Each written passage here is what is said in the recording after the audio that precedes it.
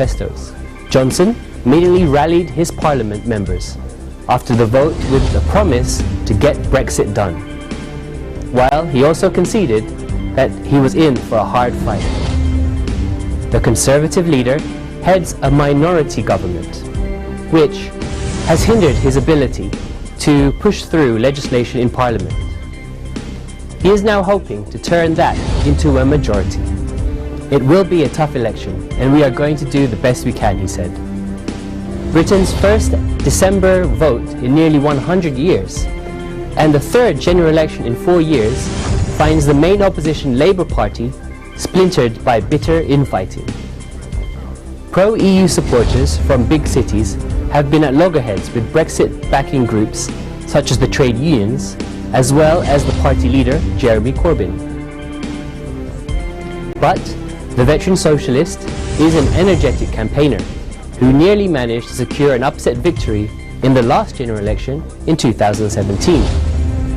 Corbyn calls the vote a once-in-a-generation chance to transform our country and is promising the most ambitious and radical campaign for real change.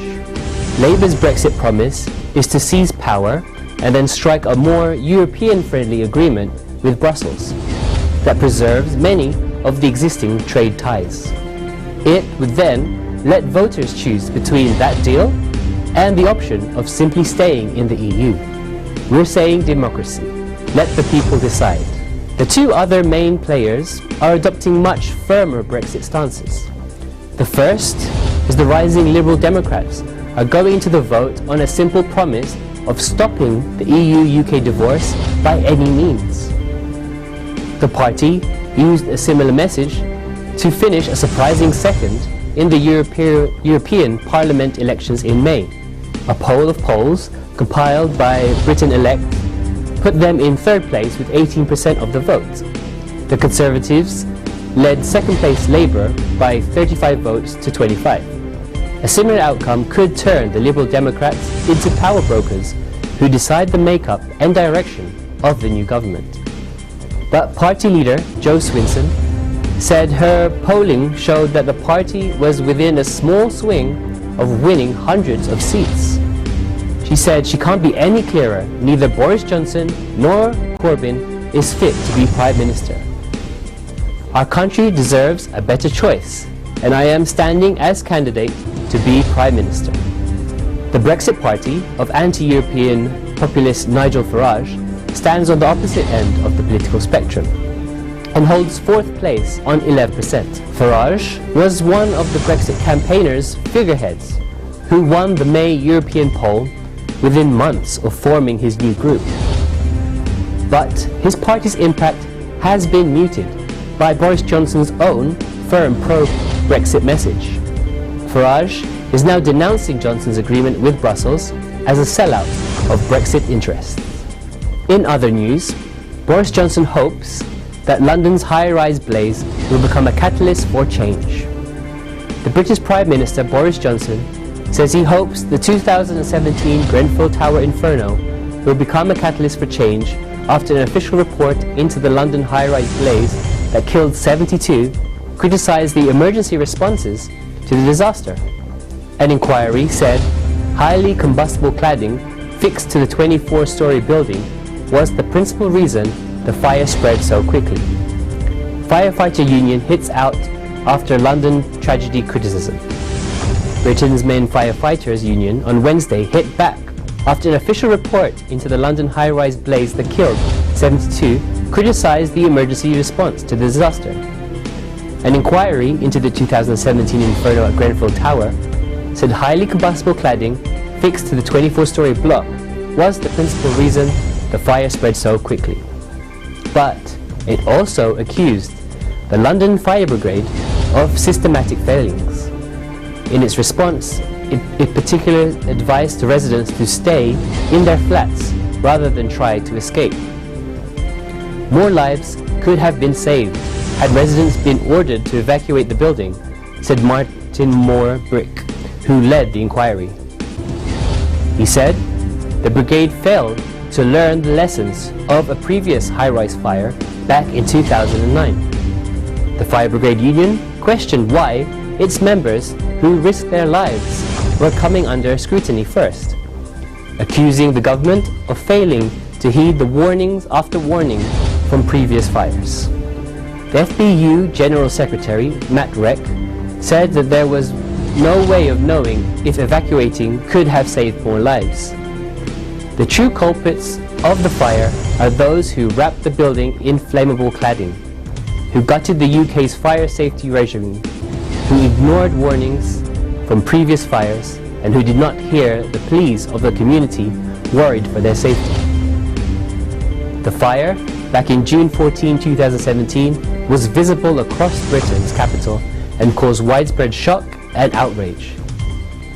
A public inquiry began in May 2018. Findings from its first phase contained that nearly 1,000-page report.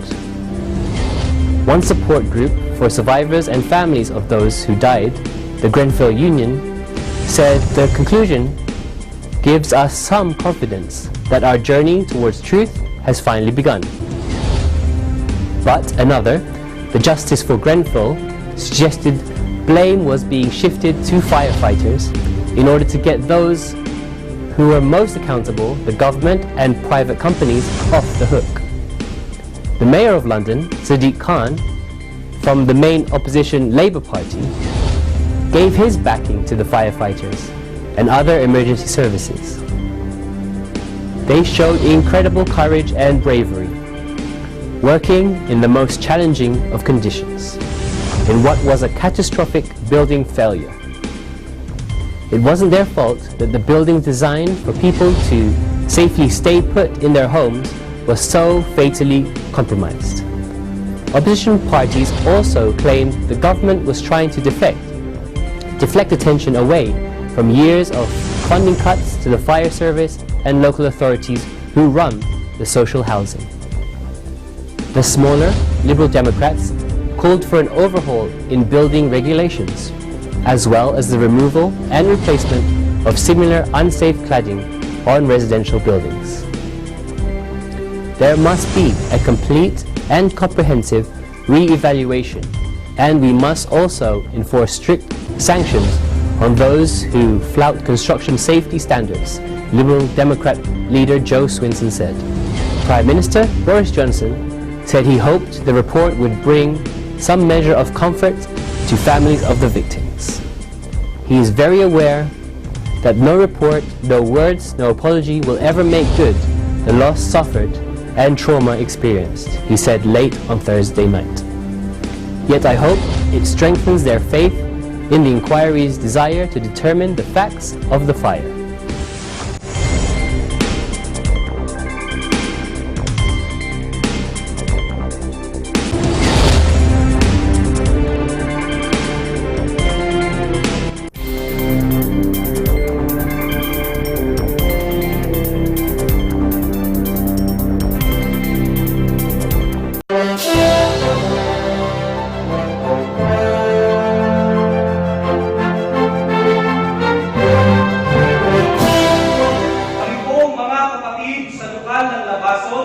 Distrito ng Zamboanga del Norte ay bumabati sa ating pinakamamahal na kapatid, ang kapatid na Eduardo B. Manalo ng Maligaya ang karawan ko, mahal po namin kayo.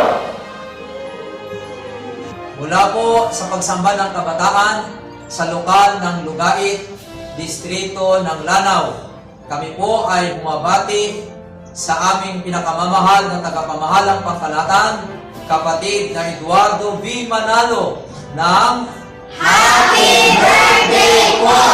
Mahal na namin kayo!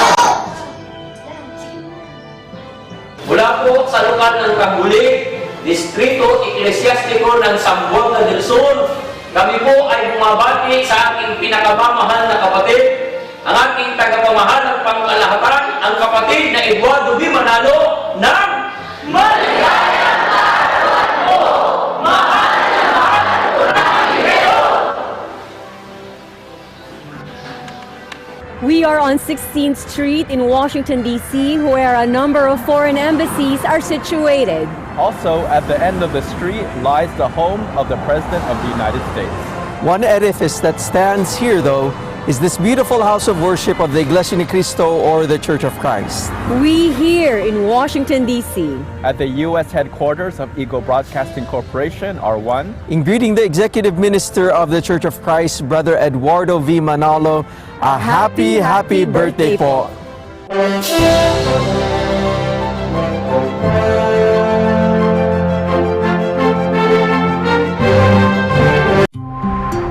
Net 25 available in the Middle East on OSN. Events happen around us all the time.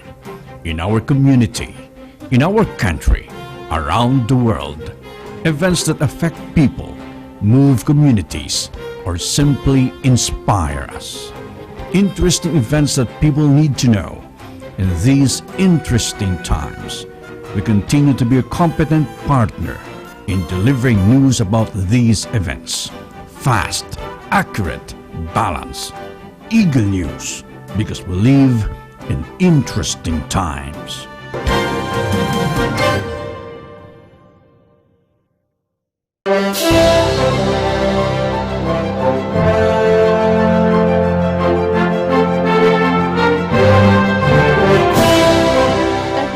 Rock Canyon, just minutes away from the Las Vegas Strip, and on behalf of EBC Las Vegas Bureau, we want to wish our beloved Brother Eduardo V. Manolo a very happy birthday po. Na mga EBC correspondents sa buong Bulacan ay bumabati sa inyo ng happy birthday po. Mahal na mahal po namin kayo. Kami pong mga ministro, mga manggagawa, kasama na po ang aming mga asawa, kasama rin po ang focus group ng bawat lokal sa distrito po ng Davao West. Sir, happy birthday po! We love you po forever! From the EBC team of the locale of Gold Coast, Australia, we would like to greet Brother Eduardo V. Manolo. Happy birthday po!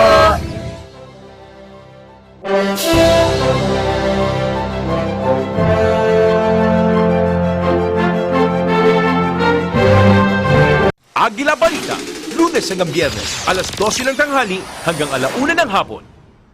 Innovation, digital disruption, globalization. Startups, micro, small and medium enterprises, as well as large corporations, all face interesting challenges in the market today. Peek into the world of exciting opportunities and partnerships to drive growth with the latest business news and information. We are open for business. Join the conversations to create a more vibrant environment for entrepreneurship. Catch Open for Business every Saturday from 5 to 6 p.m. Open for Business, from vision to action. Agila Balita, Lunes hanggang Biyernes, alas 12 ng tanghali hanggang 1:00 ng hapon.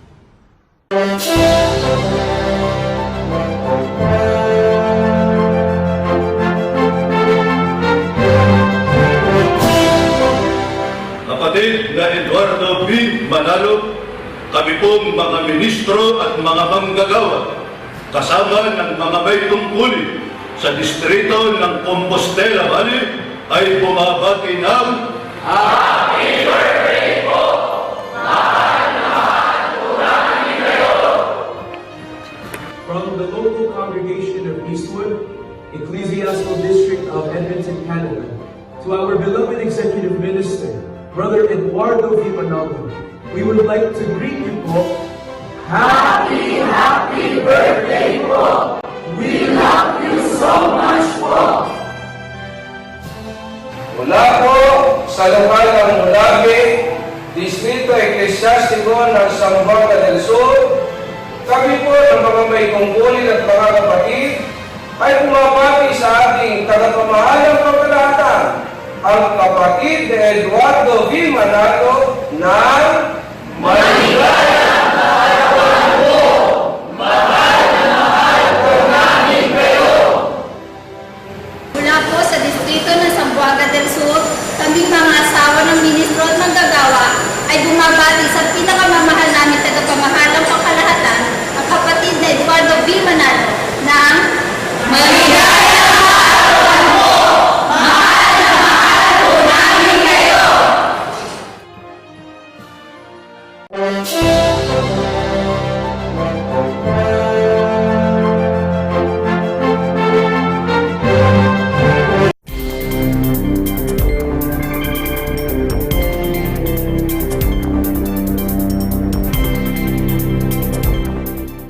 And in sporting news, we have the results from the 2019 Rugby World Cup final between England and South Africa.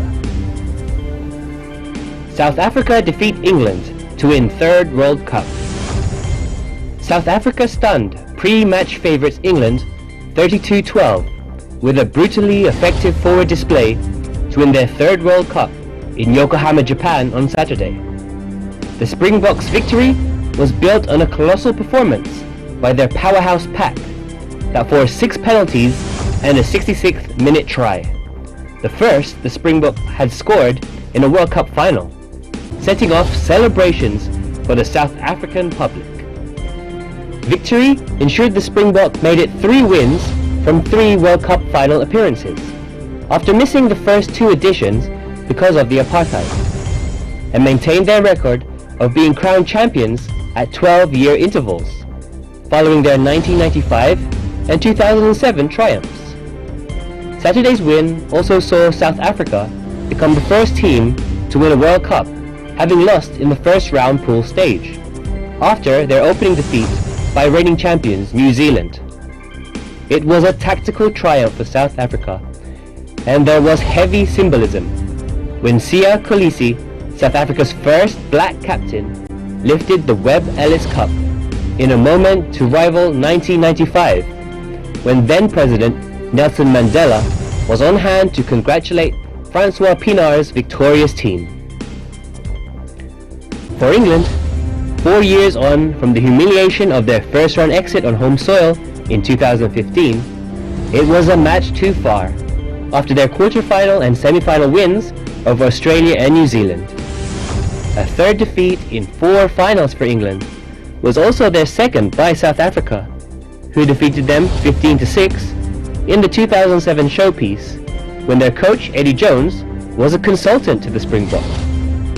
And it meant there was no repeat of England's 2003 World Cup final triumph, when they beat an Australian side coached by their current head coach Eddie Jones.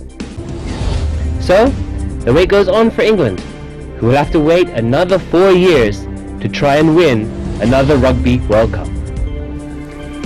In lifestyle news, correspondent Level Liwanag reports on children model in Milan. Milan is one of the world's most important fashion capitals, along with Paris, New York, and London. Most of the major Italian fashion houses and labels are based in Milan. And as Filipino, we are proud to see our countrymen to be part of the well-known campaigns for all major stores and brands across all forms of advertising, both nationally and internationally. Some of them are Filipino kids. Ciao! Mi chiamo Jacob Tio Katakutan. Ho 5 anni. Ciao! Jacob was discovered by a casting agency when he was still 6 months old, but he started modeling for a big international Italian brand at the age of 2. I believe he was the youngest Pinoy male kid model at that time. Since then, he became visible in different catalogs and fashion shows from different Italian brands. That's why we're so grateful and humbled that our son Jacob sustained his modeling career for 4 years now. Ciao, mi chiamo Secondo, 7 anni, faccio la modella da 4 anni. Po si Tana, nag-start siya sa modeling. Noong 2015 po, bale dinala ko siya sa Mother's Day.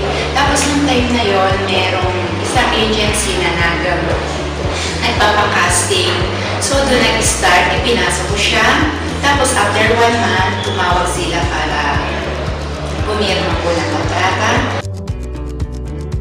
After nung mga ilang buwan, nagkaroon na siya ng casting hanggang dumami na yung kanyang project. According to Jennifer Gray, the most successful child models are kids who are well-behaved, can follow direction, have parents or guardians who understand the nature of the industry, and are passionate about what they do. Before getting your child into modeling industry,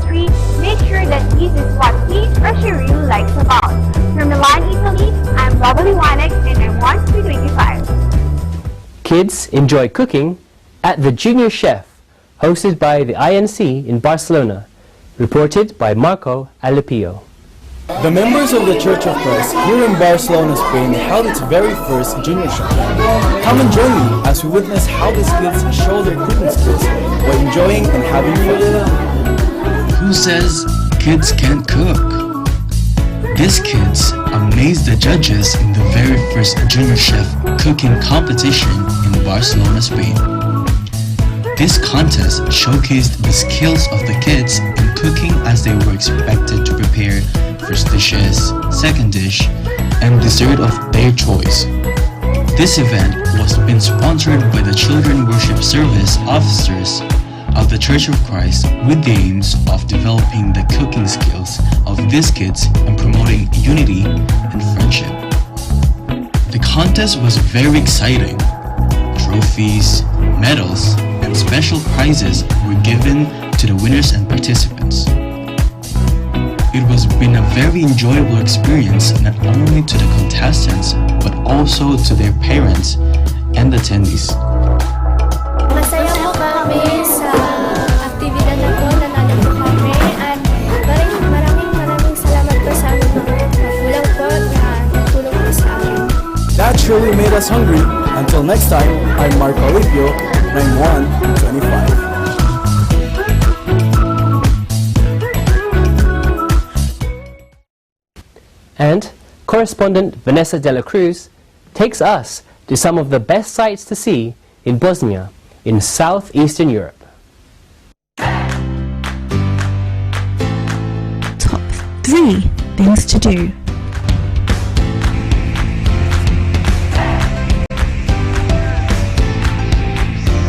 Number 1. Visit Mostar Bridge. It's the old bridge, starring Most. It was a great achievement of its time. This stood for over 400 years till it was destroyed in 1993. In the 1990s conflict, the majority of the old town was destroyed. It was rebuilt in 2004 and is now a UNESCO heritage site. 2. Visit Kravica Waterfall.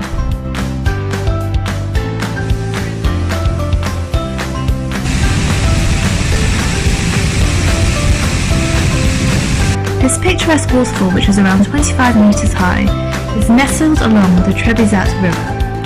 The lake is popular for tourists and locals alike to swim and boat around, especially in summer. The greenery around the waterfall makes the colours of the water all the more vibrant.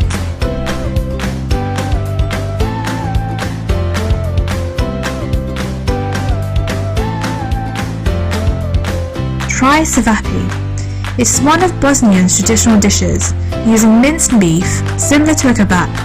It's found its origins from the Ottoman Empire, and it is usually served on flat bread. As you can see, Bosnia's beauty is captivating. These are just 3 things out of many that you can do and see in Bosnia. I'm Vanessa de la Cruz, reporting from Bosnia, and I am 1 with 25. These have been our top stories this week. Please continue to read and watch the news on www.eaglenews.ph, eaglenewslive.com. You can also follow us on Facebook, Eagle News International, and on Twitter, EBC United Kingdom at Eagle News UK. From our London studio, I'm Giancarlo Matera from EBC United Kingdom, and I am 1 with 25.